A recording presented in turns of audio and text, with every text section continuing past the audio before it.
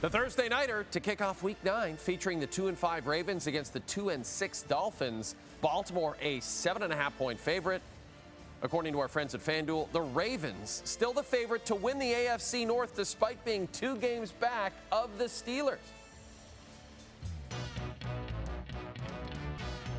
Good guy, that Mike Garafolo. And here's Mike Garafolo on a Wednesday. What a treat for us. And Mike, it's interesting because Lamar Jackson, that's why the Ravens are favored by 7.5. Lamar Jackson back after missing 3 games with a hamstring injury. And I mentioned that the Ravens are still the favorites to win the AFC North. Do you believe the return of the 2-time MVP can save Baltimore's season? As much as their schedule right now can save them, Jay, because they are in the thick of a 5 to 6 game stretch where they know they've got to take 5 or maybe all 6 of these games. And they started with the Bears game. To get that one with Tyler Huntley at quarterback was enormous because the thought was that's where Lamar Jackson was going to come back and provide that boost. Well, you get the win there. Now you get the boost against the Miami Dolphins. And I do find it sort of humorous that both coordinators who were being praised last year, we're talking about Zach Orr on the defensive side of the ball, and then on the offensive side of the ball, Todd Monken, are being criticized recently. It's like, I don't know what coordinator would have succeeded on both sides with the number of injuries that both of these teams had.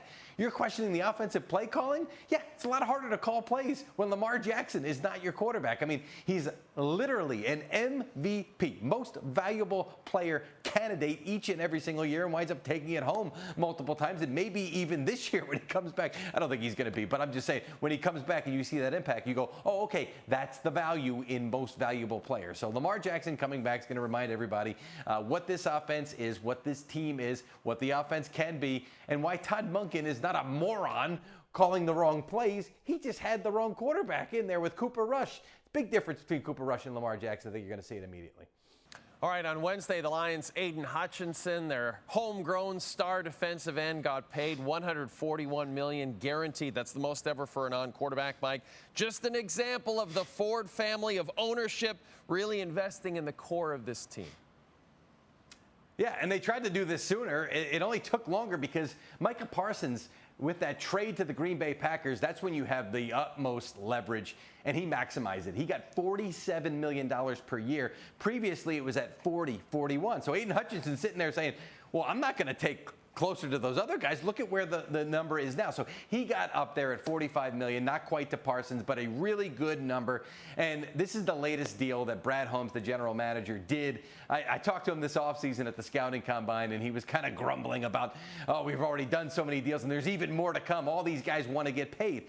That's a good problem for a general manager. That means you drafted the right guys, you developed them, and now they're worth a lot of money, so they're coming back to you and saying, hey, all those good things that you said about us, can you sign here on the dotted line? And that's what happened with Aidan Hutchinson and a bunch of guys. I saw Dave Burkett, who covers the Lions for the Detroit Free Press, did the math and said that they have done almost $1 billion in contracts for these homegrown guys. Yeah.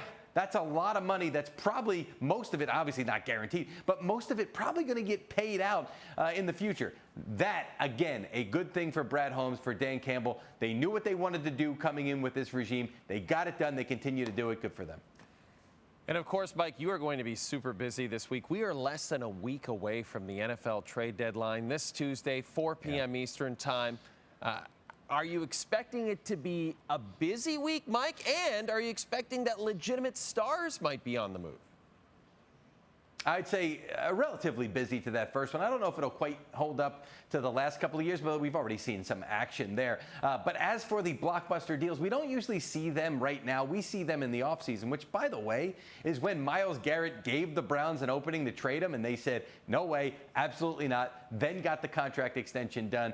I don't see any world in which the Browns all of a sudden turn around and trade him at this point. I know it's disappointing for Garrett to be on another losing team, but maybe he should have stuck to his guns in the offseason and not necessarily folded and said, okay, I'll do this contract extension if that's what he really wanted. So I don't see him going anywhere. For the Eagles and A.J. Brown, that's been mentioned. I don't see that happening either, Jay. Now, it is still uncomfortable with him and Jalen Hurts in that locker room right now, but the Eagles, every time I ask them about that, they say, no way, this is an integral guy for what we want to do. We're not just going to give this guy away. So I don't think A.J. Brown gets dealt.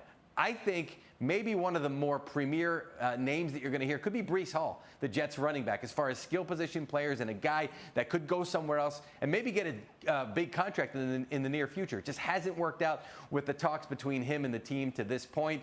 I think Breece Hall could potentially be on the move. He posted something on X today about a guy eating snacks, seemed like he was waiting for something. Nothing imminent, but would not be surprised if Breece Hall gets moved this week during their bye week. And elsewhere on the Jets, Quinnen Williams.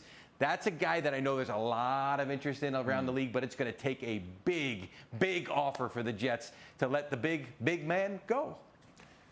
I'll say this, Mike Garafolo. We wouldn't trade you for anything in the world.